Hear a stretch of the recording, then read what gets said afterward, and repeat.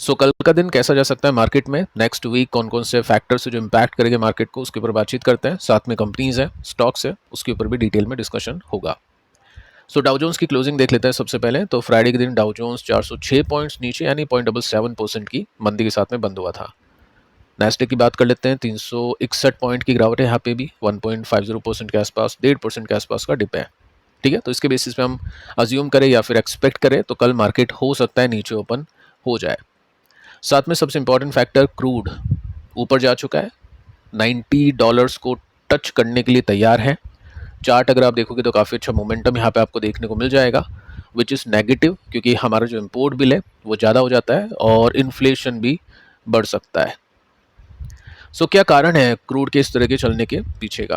देखो यहाँ पे आप नोट कर सकते हैं, मेंशन कर रखा है कि nobody is willing to move. कोई भी मूव नहीं करना चाहता है हॉर्मुज के अंदर, क्योंकि ईरान ने अटैक्स किए काफ़ी सारे शिप्स के ऊपर। सिंपली यहाँ पे आप देख सकते हैं कि 6 जुलाई से अभी तक तकरीबन 9 शिप्स के ऊपर अटैक किए जा चुके हैं। ठीक है, और ये अभी तक का सबसे ज़्यादा अटैक्स है बहुत ही कम टाइम फ्रेम के अंदर। अगर हम 10-15 दिन के अटैक्स को देखें तो 9 शिप्स के ऊपर अटैक सबसे ज़्यादा बारी, जो फ्रीक्वेंसी है वो काफ़ी ज़्यादा है। ऐसे में क्या होता है, क्रूड के प्राइसेस ऊपर जाते हैं, तो ये एक रीज़न है। साथ में दोस्तों आप देख सकते हैं जो ट्रेडर ट्रम्प है, अब यहाँ पे इन्होंने फीस लेना शुरू कर दिया है कि आप स्टॉक मार्केट में पैसे कमाना चाहते हैं और ट्रम्प की टिप्स चाहते हैं, तो फिर आपको $1,00,000 पर मंथ पे करने पड़ेंगे ट्रम्प को। अगर आप इनका 3 महीनों का सब्सक्रिप्शन 3 साल का सब्सक्रिप्शन प्लान लेना चाहते हैं तो आपको फिर उसके लिए $60,000 पर मंथ पे करने पड़ेंगे। कौन सा प्लान दोस्तों आपको लेना है, आप नीचे कमेंट कर सकते हैं। और ये जो प्लान है किसका है? देखो, जो भी आप न्यूज़ देखते हैं ना, जैसे ट्रुथ सोशल जो इनका एक प्लेटफॉर्म है जहाँ पे ये अपनी टिप्स देते हैं कि आज इंटेल चलेगा, आप क्रूड ऊपर जाएगा नीचे जाएगा। ठीक है, डायरेक्टली नहीं, इनडायरेक्टली, जिसमें ये कह देते हैं कि कभी हम अटैक करेंगे, कभी कहते हैं हम ठीक है सब कुछ अच्छा है, कोई अटैक नहीं होगा। तो क्रूड का प्राइस वैसे वैसे करके बिहेव करता है, जिसमें ये सबसे पहले ट्रेड लेते हैं, उसके बाद में फिर ये अपनी ऑडियंस को बताते हैं कि आपको ये करना चाहिए। तो अगर आपको फास्टर ये अपडेट चाहिए तो फिर आपको पे करना पड़ेगा $1,00,000 पर मंथ। ठीक है, $60,000 के लिए कोई फॉर्म है, अगर कोई ट्रेडिंग फॉर्म है तो वो $60,000 पर मंथ का प्लान ले सकती है ट्रम्प का। कहने का मतलब यही है कि न्यूज़ चैनल्स पर आपको टिप्स थोड़ा सा लेट मिलती हैं, यहाँ पर भी हम काफ़ी लेट डिस्कस करते हैं। आपको टाइमली चीज़ें समझनी है, जाननी है कि मार्केट कैसे कर सकता है, तो फिर आपको $1,00,000 पर मंथ पे करने पड़ेंगे। ठीक है, तो ये सिचुएशन आप देख सकते हैं। तो फिलहाल हम देखें गिफ्ट निफ्टी की क्लोजिंग, तो क्लोजिंग ठीक ही है, $46 के आसपास का, 46 पॉइंट्स के आसपास का जंप आप इसमें देख पाओगे। बट एक्चुअली जो ब्रांड का प्राइस है वो कल रूल करेगा मार्केट को। अगर ये ऊपर ही जाता है, जो मोमेंटम हमने देखा वो कंटिन्यू बनता है, तो मार्केट के अंदर प्रेशर आ सकता है। वही बात है, अगले हफ्ते 2 चीज़ें इंपैक्ट करेगी। फर्स्ट है ट्रम्प, उसके बाद में है क्वार्टर वन के ऊपर थोड़ा ज़्यादा ध्यान देना, क्योंकि ट्रम्प तो चलो ठीक है, कभी क्या ये तो सब चलता रहेगा। अब दोस्तों स्टॉक्स के ऊपर आते हैं। देखो, काफ़ी इंटरेस्टिंग एनालिसिस हम यहाँ पे करने वाले हैं। काफ़ी लोग इंटरेस्टेड होते हैं आईपीओ खरीदने में, है ना। कुछ आईपीओ चलते हैं, कुछ आईपीओ गिर जाते हैं। लिस्टिंग गेन के लिए अपने को कुछ ज़्यादा करना पड़ता नहीं है एनालिसिस, जीएमपी देख के अपन लगा देते हैं। जैसे आपने अभी एसबीआई एसेट मैनेजमेंट का आईपीओ लगा दिया होगा, तो आपको आई थिंक मिल चुका है स्टेटस कि आपको आईपीओ मिला या नहीं मिला। लिस्टिंग कैसी होगी, क्या करना चाहिए, उसको लेकर भी आपके क्वेश्चन आ रहे हैं, वो मैं कल डिस्कस करूंगा, क्योंकि परसों है उसकी लिस्टिंग, कल लिस्टिंग नहीं है। ठीक है, तो ऐसे में क्या होता है, कई आईपीओस बहुत अच्छे ओपन होते हैं, कई आईपीओस नीचे ओपन होते हैं, है ना, कई आईपीओस ऊपर चल जाते हैं। तो काफ़ी लोग ये सोचते हैं कि हमने उसको खरीदा नहीं, हमने मिस कर दिया। तो हम यहाँ पे उन कंपनीज के ऊपर बात करेंगे जिनका मैनेजमेंट अच्छा है, जिसका बिजनेस वेल नोन है, क्वालिटी बिजनेस है, और स्टॉक प्राइस अपने आईपीओ के जो इश्यू प्राइस है ना वहाँ पे आ चुके हैं। या तो घूम फिर के आए हैं, ऊपर थोड़ा सा टाइम पास करके नीचे गिरे हैं, या फिर अभी भी नीचे ही है। ठीक है, ताकि जो इन्वेस्टर ये सोच रहे थे कि आईपीओ में हमने मिस कर दिया, इतनी अच्छी कंपनी है, या फिर हमको लॉन्ग टर्म के लिए खरीदना है, इश्यू प्राइस पर हम हो सकता है थोड़ा पैसा उसमें लगा दें, तो वो इन कंपनीज को समझ सकते हैं। First company SBI cards 652। मैं आपको प्राइस सबका एंड में एक साथ बता दूंगा कि इशू प्राइस क्या था, बाकी एक बार आप ये प्राइस ध्यान में रखो, 652 रुपीज़ का है। सो लिस्टिंग हुई थी यहाँ पे। इशू प्राइस इसका कुछ खास नहीं था, कोविड का समय था तो लिस्टिंग कुछ अच्छी हुई नहीं थी, उसके बाद में तीजी बनती है और काफ़ी टाइम से यहाँ पे अटका हुआ है। लेकिन ये जो प्राइस है ना, यहाँ से इन्वेस्टर्स को कई बार फ़ायदा हो चुका है। अगर ये वापस अपने रेसिस्टेंस पे पहुँचता है तो 58% का गैप है।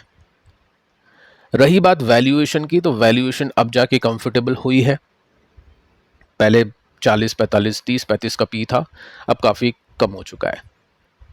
ठीक है, तो इसको आप पढ़ सकते हैं, रिसर्च कर सकते हैं। सेकंड जो कंपनी है इसका नाम है ITC होटल। अब देखो ये कंपनी IPO में आई नहीं है, ये कंपनी ITC से डीमर्ज हुई है, अलग हुई है। होटल बिजनेस और ITC का जो FMCG सिगरेट बिजनेस था पहले एक साथ था, सबके प्रॉफिट या लॉस एक साथ आते थे क्वार्टरली रिजल्ट के अंदर, अब अलग अलग आए गए। तो आपको लगता है कि होटल इंडस्ट्री अच्छा करेगी, तो फिर ये कंपनी आपको अगेन उसी प्राइस पे मिल रही है जहां पर कंपनी लिस्ट हुई थी डीमर्ज होके। सेकंड पॉइंट आप देख सकते हैं, स्टॉक नीचे आने के बाद में ऊपर जाने के लिए भी तैयार है। बिजनेस अपडेट कुछ खास अच्छा लगा नहीं है, लेकिन स्टिल आपको अगर कंपनी नीचे मिल रही है तो उसके पीछे कोई बैड न्यूज़ ही होगी। बट अगर उस कंपनी में दम है, मैनेजमेंट अच्छा है, तो आज नहीं तो कल उनके स्टॉक्स ऊपर जाते ही, उनमें पैसा बनता ही है। ठीक है, अभी ये सपोर्ट पे है। टेक्निकली स्टॉक अभी भी बुलिश ही है, रिवर्सल दे चुका है। यहाँ से अगर ये ऑल टाइम हाई पे पहुंच जाता है तो 50% का गैप है। ठीक है, नेक्स्ट कंपनी है जियो फाइनेंशियल सर्विसेज, 3% की तेजी। नंबर्स हमने देखे, नंबर्स सही थे, अच्छे थे, और ये भी स्टॉक डीमर्ज हुआ था, अभी घूम फिर के उसी प्राइस के आसपास आपको मिल रहा है। और अगर अपने रेसिस्टेंस की तरफ पहुंचता है तो 31% का गैप है। क्यों पहुंच सकता है? देखो वैल्यूएशन तो ज़्यादा है, लेकिन जिस तरह के नंबर्स इसने दिए हैं डिविडेंड से हट के, क्योंकि जियो के पास में रिलायंस के स्टॉक्स भी हैं, तो रिलायंस का जो डिविडेंड मिलता है वो जियो की अर्निंग्स में चल जाता है। तो इस बार क्या हुआ है, डिविडेंड से ज़्यादा कमाई इसके बाकी बिजनेसेस से हुई है। पेमेंट बिजनेस अच्छा कर चुका है, साथ में म्यूचुअल फंड बिजनेस अच्छा कर चुका है, NBFC बिजनेस काफ़ी अच्छा कर चुका है। तो ये जो वर्टिकल्स हैं काफ़ी अच्छा कर चुके हैं, तो इस वजह से हम मान सकते हैं कि स्टॉक शायद अच्छा कर जाए और 31% का गैप कवर कर जाए। इसके बाद में नेक्स्ट कंपनी है NTPC ग्रीन एनर्जी, 92 रुपीज़ का स्टॉक है। और अभी आप इसका टेक्निकल चार्ट देखोगे तो चार्ट आपको कुछ ऐसा देखने को मिलेगा जिसमें लिस्टिंग प्राइस ये थी बट स्टॉक उसके भी नीचे अवेलेबल है। तो मैं आपको इश्यू प्राइसेस के हिसाब से बता रहा हूँ, यानी जितना सस्ता मिल सकता था इन्वेस्टर को उतना सस्ता भी है। लिस्टिंग अच्छी हुई थी तो स्टॉक ऊपर चल के लिस्ट हुआ, उसके बाद में तेजी बनी, उसके बाद में स्टॉक नीचे आता है वापस ऊपर इसी प्राइस से। और ये जो सपोर्ट है ये काफ़ी इंपॉर्टेंट और काफ़ी कमाल का सपोर्ट है। प्रॉब्लम इसमें क्या है, इसकी वैल्यूएशन थोड़ी ज़्यादा ही है। ठीक है, पी रेशियो आई थिंक इसमें ट्रिपल डिजिट में है, तो नंबर्स कंपनी अच्छे दे के भी वैल्यूएशन को जस्टिफाई नहीं कर पाती है, तो वो चीज़ आपको ध्यान में रखनी है। मार्केट कैप 1 लाख करोड़ से कम है, बट 92 का स्टॉक है, तो ये नहीं सोचना है कि बहुत ही पैनी कंपनी है, छोटी कंपनी है, वो चीज़ ध्यान में देनी है। तो अगर आपने सोचा इसको लेना चाहिए था, स्टॉक चल पड़ा, लिस्टिंग गेन्स मिल गए, तो वापस आपके लिए अपने इशू प्राइस के आसपास आ चुका है। यहाँ से अगर 8% नीचे आता है तो स्टॉक अपने सपोर्ट पे अवेलेबल होगा। अगर ग्रीन एनर्जी आपको लगता है अच्छा करेगी तो फिर ये कंपनी उसके लिए काफ़ी सूटेबल है। इसके बाद में HDB फाइनेंशियल सर्विस, काफ़ी अच्छी कंपनी है, 3% की गिरावट इसमें मिली थी। नंबर्स भी अच्छा है, बिजनेस अपडेट भी अच्छा है, वैल्यूएशन भी काफ़ी कंफर्टेबल हो चुकी है, और ये भी कहीं ना कहीं अपने लिस्टिंग प्राइस नहीं, सॉरी, ये अपने इशू प्राइस के आसपास है। ये इशू प्राइस से भी नीचे चला गया था, लेकिन वहाँ से बाइंग होती है और स्टॉक अब ऊपर जाने के लिए एक रिवर्सल दे चुका है। तो अगर आपको कोई NBFC चाहिए जिसका मार्केट कैप अभी 1 लाख करोड़ के आसपास उससे कम हो, अच्छा ब्रांड हो, अपने इशू प्राइस के आसपास हो स्टॉक, तो फिर आप इसको देख सकते हैं। इसके बाद में Anand Rathi stock broking company, wealth management is different, उसमें PMS म्यूचुअल फंड का बिजनेस आता है और यहाँ पे स्टॉक ब्रोकर का काम इनके पास में है। तो ये स्टॉक भी अभी अपने इश्यू प्राइस के आसपास है, ठीक है। थोड़ा अगर गिरता है तो एग्जैक्टली हो जाएगा। बाकी नंबर्स आपने देखे, नंबर्स ठीक लगे, और रेसिस्टेंस के बीच में 49% का गैप है जो इसने पहले भी क्लेम किया है। आगे चलते हैं। NSDL, देखो यहाँ पे थोड़ा सा आप ध्यान देना शुरू कर सकते हैं इन्वेस्टर। CDSL, NSDL दो कंपनी है। पहली चीज आपको देखनी है, CDSL की जो वैल्यूएशन है वो ज़्यादा है, NSDL की वैल्यूएशन अब कम हो चुकी है, ये एक प्लस पॉइंट है। CDSL आई थिंक 60-65 के आसपास का है, और ये आई थिंक 40-45 के आसपास का पी है। सेकेंड चीज, CDSL में अर्निंग ग्रोथ माना अच्छी है, बट कंसिस्टेंसी थोड़ी सी कम रही है पास्ट में। NSDL का डेटा आप देखोगे तो हर साल कंपनी का प्रॉफिट बढ़ता है, यानी कंसिस्टेंट है। हो सकता है थोड़ा स्लो चले, लेकिन अगर आपको लगता है मार्केट रहेगा, स्टॉक मार्केट कंटिन्यू रहेगा, दो ही डिपॉजिटरी सर्विसेज रहेगी जिनकी ड्यूओपोली है, तो ऑब्वियस इसका बिजनेस अच्छा करेगा। पिछले अगर आप 3-4-5 साल का डेटा देखोगे स्क्रीनर पे, तो हर साल कंपनी का बिजनेस अच्छा कर चुका है, सेल्स में, प्रॉफिट में। पॉइंट ये बनता है कि स्टॉक कौन से प्राइस पर ले। अगर आपको स्टॉक मिल रहा था 70-80 के पी पर, महंगा था, जस्टिफाइबल नहीं था, स्टॉक गिरता है, उसके बाद में यहाँ पे एक बॉटम बनता है, तेजी, एक बॉटम बनता है, तेजी, एक बॉटम बनता है, आई डोंट नो क्या होगा, बट ये जो डिस्काउंट है ना, ये अब वैल्यूएशन के हिसाब से काफ़ी सूटेबल है। जो भी लोग लॉन्ग टर्म इन्वेस्टिंग करना चाहते हैं, ऐसी कंपनी खरीदना चाहते हैं जिनकी डुओपोली हो, जिनकी मोनोपोली हो, वो ऐसी कंपनी इसमें देख सकते हैं। और यहाँ से ऑल टाइम हाई पे पहुँच गया तो ऑलरेडी 71% के रिटर्न्स तैयार हो सकते हैं, ठीक है। तो जो भी लोग NSDL के ऊपर कमेंट कर रहे थे, स्टॉक अभी नीचे है, टेक्निकली सपोर्ट पे है, साथ में पास्ट अर्निंग अच्छी है, वैल्यूएशन डिस्काउंट पे है।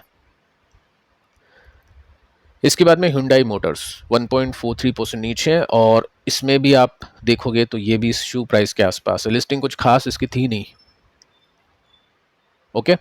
तो यहाँ पे स्टॉक ने सपोर्ट लिया, उसके बाद में तेजी को तैयार है। प्रॉब्लम क्या है, इसका मार्केट कैप ऑलरेडी काफ़ी ह्यूज है, ये आई थिंक 1.5-2 लाख करोड़ के आसपास की कंपनी है।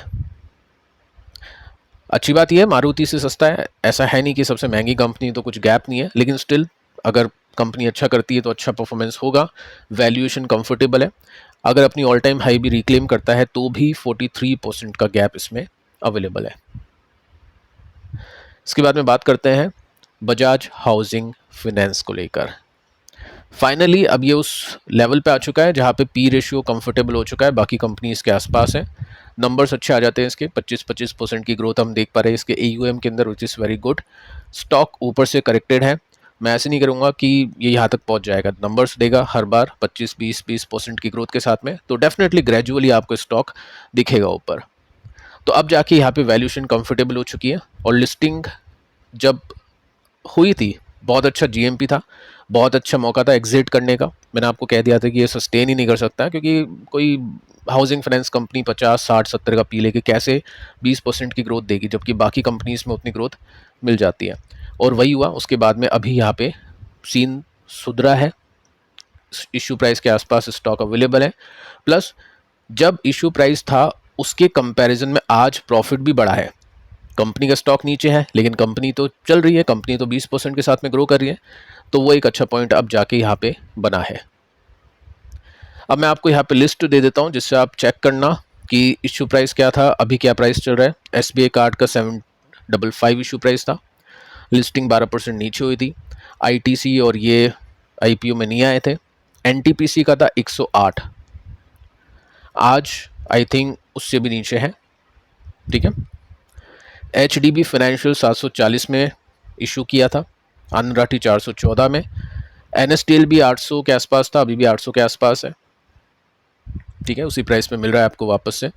Hyundai मोटर्स आप देख सकते हैं। बजाज हाउसिंग फाइनेंस थोड़ा सा महंगा है, 70 का इशू प्राइस, तभी 82 समथिंग अवेलेबल है, ठीक है। तो ऐसे करके आप स्टडी कर सकते हैं, काफ़ी कमाल के स्टॉक से जो घूम फिर के वापस से अपने इशू प्राइस पे आ चुके हैं, और जितने टाइम पे इशू प्राइस पे आए हैं उतने टाइम में अर्निंग्स बढ़ी है इनकी, तो वो थोड़ा सा कंफर्टेबल बना देते हैं स्टॉक्स को। फिलहाल इस वीडियो में इतना ही, कल के 2 वीडियोस आप जरूर से देखना, काफ़ी कुछ हमने यहाँ पे डिस्कस किया है। मिलते हैं नेक्स्ट वीडियो में, तब तक के लिए बाय बाय।